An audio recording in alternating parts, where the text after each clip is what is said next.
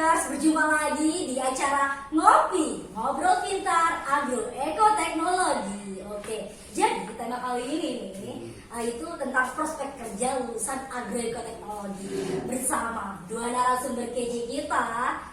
Mungkin yang pertama di sini ada Kak Khalid dan yang kedua ada Kak Janu. Say hi dulu. Halo. Ini emang cool boy ya, mungkin bisa perkenalan diri dulu, mungkin nama, terus lulusan Agro Ekoteknologi tahun berapa, sama mungkin apa aja kegiatannya sekarang ya.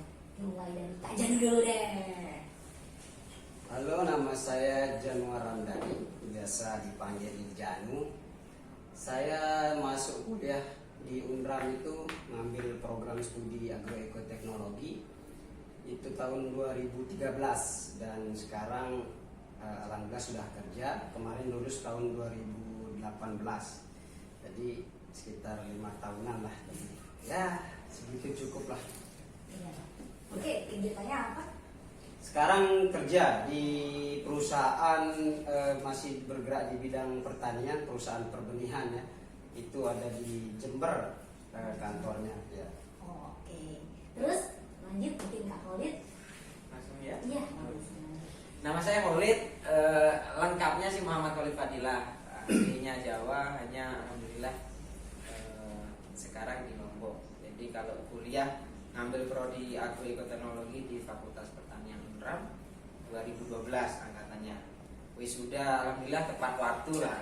Ya 2016, 4 tahun.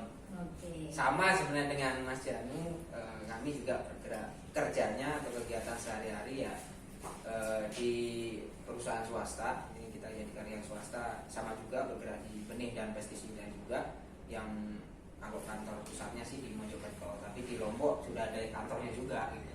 Oke. Mungkin ya itulah cukup lah. Oke, cukup ya. Jadi kedua kakak-kakak kece kita ini alhamdulillahnya bekerjanya juga di bidang dunia pertanian. Oke, bicara dunia kerja nih kan, sebentar lagi kan kita nih mungkin yang mau lulus, kira-kira apa sih yang harus dipersiapkan gitu untuk memasuki dunia pekerjaan? Mungkin dari kamu. Kalau kita bicara dunia kerja ya sebenarnya yang penting itu teman-teman PD yang pertama. Jadi ketika teman-teman jadi lulusan Agro Ekoteknologi, yang penting satu PD. Setelah itu baru yang lain-lain.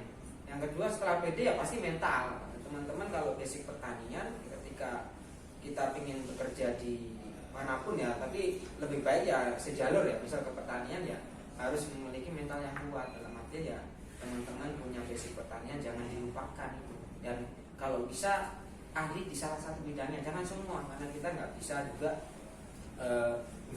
iya, karena kita sudah punya apa ya, batasan masing-masing lah. Saya rasa selain teman-teman PD, teman-teman mentalnya juga harus kuat. Kalau tambahan lain ya dalam pekerjaan wajib lah teman-teman harus bertanggung jawab dan disiplin itu wajib. Mungkin lainnya ya mungkin ada dari Janu lah. Ya, oke, Kak Janu silakan mungkin. Sama aja sih sebenarnya. Iya. Karena memang mental ya, karena tekanan itu lain kan.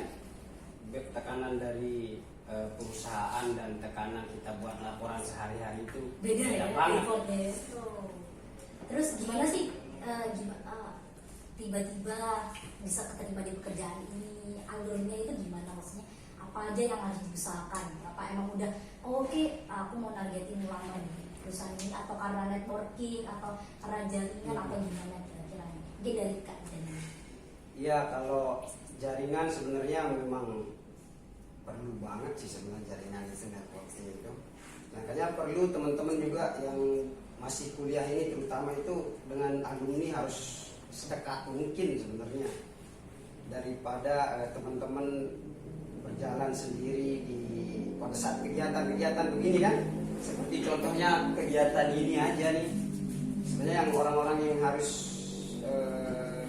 mengisi jadi narasumber itu kan ya Kak Khalid bener lah. Kalau saya ini ya sekedar karyawan biasa lah. Cuma ya apapun itu harus disyukuri sih sebenarnya ya. Terus kalau masalah gimana dulu ceritanya bisa kerja di sini, itu ada yang infoin itu WD3 waktu itu ada bukaan perusahaan, banyak perusahaan sekitar 20 waktu itu di kampus membuka lowongan pekerjaan, terus cobalah untuk masukin, terus diwawancara, akhirnya ya terima gitu aja. Ya pertama sih seperti yang dibilang tadi, mental dan PD itu pas ditanya wawancara kan ya PD aja dengan jawaban-jawaban kita kan, pasti yang ditanya itu ilmu-ilmu dasar waktu kita kuliah. Kita tahu ilmu dasar pun dengan tidak PD-nya kita mengeksplain atau menjelaskan itu Percuma. ya enggak percuma sih, cuma orang yang wawancara jadi enggak ini bisa kerja gitu. Oh ya, kalau dari Kak Alin sendiri Lebih penting ya kalau kalau networking dari prodi aplikasi teknologi, ya satu jangan khawatir. Kadang teman-teman tuh khawatir, itu yang membuat teman-teman ya akhirnya dari pekerjaan juga menghindar, yaitu kita harus pede ya. Jadi kalaupun lulus ya intinya teman-teman jalan sudah ngalir apa adanya. Nah, ketika di sana kok ada jaringan dalam artian entah itu alumni dan lain-lain, alhamdulillah berarti itu ada sudah pintu yang terbuka lebar seperti itu. Kalau cerita ya mungkin Jalu tadi sudah sedikit cerita masalah pekerjaan ini. Saya kurang lebih sama. Hanya saya awalnya itu malah di perusahaan kecantikan. Iya. Jadi sempat saya masuk di perusahaan kecantikan dan diterima gitu loh. Karena itu tadi di kecantikan saja kita diterima karena pede, kita jawab pertanyaan. Di mana itu Iya. kecantikan? Ada di corporation yang bergerak di bidang kecantikan ada. Saya bisa, tapi malam hari waktu itu saya coba sharing dengan orang tua. Akhirnya orang tua bilang ya kalau nggak cocok dengan feel atau dasarnya kamu belajar, saya kan petaninya kan nggak cocok itu. Ya sudah, akhirnya saya coba cari informasi, kebetulan malam itu kok diberikan informasi. Ya, ada lowongan di salah satu perusahaan, saya masukin hari Kamis, ingat betul ya. Hari Sabtu itu sudah dipanggil saya. Dipanggil itu ya dalam panggilan itu kita di interview, diwawancara lah. Dan saya satu-satunya orang yang tidak punya networking malah di situ. Saya nggak kenal saya siapa pun. Saya pakai baju putih, celana hitam seperti SPG lah, seperti itu. Tapi alhamdulillah lolos sampai tahap terakhir dan akhirnya diterima, dan alhamdulillah saat ini ada di Lombok, kerja di bidang yang memang kita punya basic. wah itu menarik sekali ya teman-teman. Ternyata network jaringan aja itu nggak cukup teman-teman, harus kita punya mentalitas dan kepercayaan diri. Oh ya, terus gimana mungkin kira-kira ngaruh nggak? Biasanya kan ada tuh yang fresh graduate, terus biasanya juga belum punya pengalaman gitu. Kira-kira gimana tuh solusinya untuk menanggapi hal tersebut? Gimana nih? Siapa aja deh yang mau jawab deh? Oh ya, boleh lah saya dulu ya. Ya, oke. Bicara fresh graduate, kami berdua fresh graduate. Ya itu tadi, untuk menanggulangi apapun itu kita harus pede. Ide, kan? Iya. Modal awalnya. Kita ini sudah fresh graduate, kemudian kok nggak pede ya nggak dapat apapun itu, entah bekerja, entah berusaha, itu sangat susah. Gitu. Jadi kalau kita sudah baru lulus seperti itu ya, kunci awalnya itu. Yang kedua ya pasti teman-teman Mau gimana sih ada orang nikah sih? Tanya saja nggak apa-apa, karena suatu saat nanti sadar tidak sadar kita itu sebenarnya butuh itu. Oh dulu sih pernah ini ya nanya, bener nggak sih? Jadi ada bahan omongan. Jadi ketika kerja di lapangan pun kita oh ini, jadi kepake. Mau kepake gitu. Iya. Oke, paham Bang. Jadi itu jangan pernah intinya gas aja ya. Gas aja. Ya. Terus kalau Kak Alin sendiri, ini minat apa dulu kalau boleh tahu? kalau saya hama penyakit. Penyakit Kak. Tanah. Nggak ada tanahnya. Oh iya udah nggak ada, udah melebur ya. Saya terakhir kayaknya tanah itu. Oh iya. Kalau Nggak tahu sih. kalau Kak Alin kira-kira tantangannya apa? Nggak jauh beda ya, karena kita awal kerja kan, karena kita memang selesai kuliah itu niatnya memang bekerja ya, bukan wirausaha. Ya nggak tahu teman-teman mungkin yang lain mau berwirausaha silakan. Nah, kami ingin berkarir di bekerja, sehingga tantangan ya pasti berasal dari pekerjaan itu sendiri. Yang mesti kita harus sadar tidak sadar kita harus punya trik and trick lah ya, kiat-kiat yang bisa kita lalui agar mulus dalam bekerja seperti itu. Jadi misalnya kayak tadi ya kondisi lapangan ya itu berubah-ubah ya, kita juga harus menyesuaikan. Dan penyesuaian itu bisa kita dapat ketika kita memang di masa-masa sebelum kita kerja itu kita sudah mencoba ya, seperti tadi mencoba dalam artian tadi mencari-cari info. Ketika kuliah itu jangan monoton di kampus saja, teman-teman bisa ya, kalau di Lombok keliling Lombok saja lah, apalagi orang luar di sini banyak dari Jawa atau dari mana kan harus juga dari. Saya rasa kalau sudah keliling nanti ketika bekerja apalagi kerja di lapangan itu lebih mudah lagi kita untuk fleksibel. Iya, jadi tantangan-tantangan itu kita bikin bisa jadi ringan gitu. Iya, jadi Kita mau happy aja. Kalau saya dulu ini apa sebelum lulus itu kan ada bukaan di kampus Iya. Bacale itu kan. ya khusus ya. Saya ikut itu terus mendampingi, sebenarnya kerjaannya dulu itu memastikan pendistribusian kedelai Oh, itu iya, sampai ke petani iya. dan ditanam sama petani. Hmm. Itu kerjaan saya dulu waktu saya skripsian gitu. Skripsian sambilan kerja itu, dan ada gajinya juga kan, senang walaupun tidak digaji waktu itu pun ya ayolah untuk mencari ini kan. Iya, Tapi alhamdulillah digaji itu, dan jadi di CV saya itu saya masukin tuh pernah kerja sebagai pendamping petani di program kementerian waktu itu kan. Terus setelah lulus saya coba-coba ini berwirausaha pelihara ini bebek. Oh sempet Sempat pelihara bebek tapi bangkrut. Itu modalnya udah banyak, terus karena kita nggak punya basicnya juga kan, tapi karena keinginan besar ya saya gas aja, dan alhamdulillah itu saya dapat pengalaman lah, dan rugi pun saya alhamdulillah kan.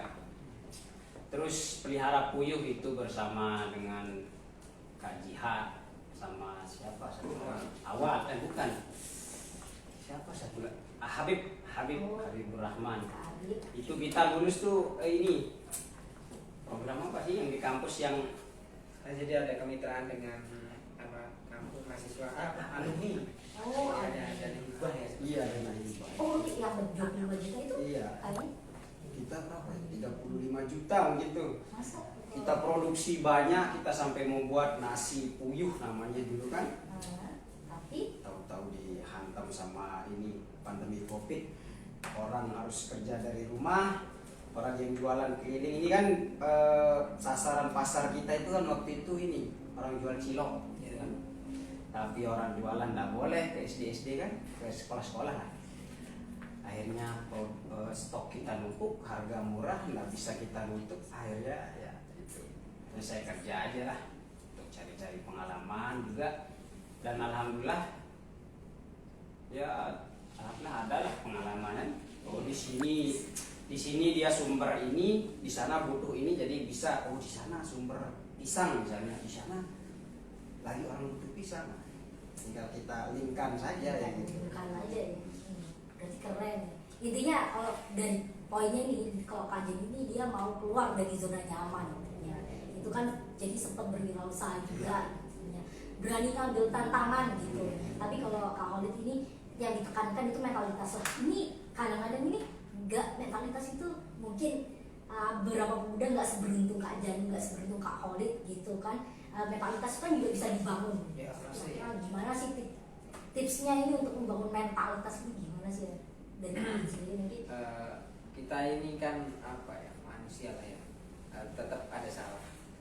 Jadi ketika kita ini memposisikan kita salah terus, itu mungkin salah satu cara untuk kita membentuk yang namanya mentalitas. Tapi kalau kita selalu benar, itu yang akan menjadi bumerang teman-teman. Jadi teman-teman itu ya memang harus salah gitu, karena berawal dari salah kita akan jadi benar. Tapi jangan salah-salah terus. Nah iya, salah itu kan ada batasnya juga. Masa diperingatkan sekali masih salah, 2 kali masih salah, 3 kali masa harus salah lagi, kan seperti itu. Kalau ketiga kali salah berarti bukan teman-teman punya mental, itu lebih ke teman-teman nggak punya kekuatan di bidang yang mungkin seperti yang saya sampaikan tadi. Intinya untuk membangun itu selain kita harus bersilaturahim atau mencari kiat-kiat entah dari literatur buku ataupun kakak alumninya ataupun kakak tingkat di kampus itu penting juga. Jadi teman-teman jangan terlalu banyak mengambil dari internet karena itu pengalaman yang mungkin belum kita lihat. Lebih baik teman-teman bisa silaturahim ke alumni, banyak-banyak alumni, teman-teman ngambil yang baik, yang kurang baik mungkin ya disimpan, dibuang saja, silakan. Mungkin itu sih, selain daripada yang tadi kita harus mengakui diri kita itu jangan benar terus, salah, agar teman-teman punya kekuatan untuk berbuat yang lebih baik seperti itu. Ya, kalau dari Kak Jenu sendiri mungkin tadi mentalitas ya, tips and trick biasanya kan mudah nyerah seorang, apalagi kadang-kadang itu kita sering kan ngerasa khawatir, kita rasa khawatir terus sekali nyoba itu gagal nyerah, terus itu gimana tuh tips and trick biar nggak mudah menyerah? Nggak mudah menyerah, terus membangun mental itu kan berkeinginan sebenarnya. Iya. Mental terbangun pun itu karena kita sering terbentur kan. Iya.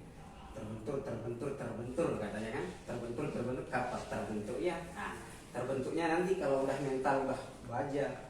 Jadi saya bilang coba saja apapun itu, karena dengan dicoba terus kita gagal lah.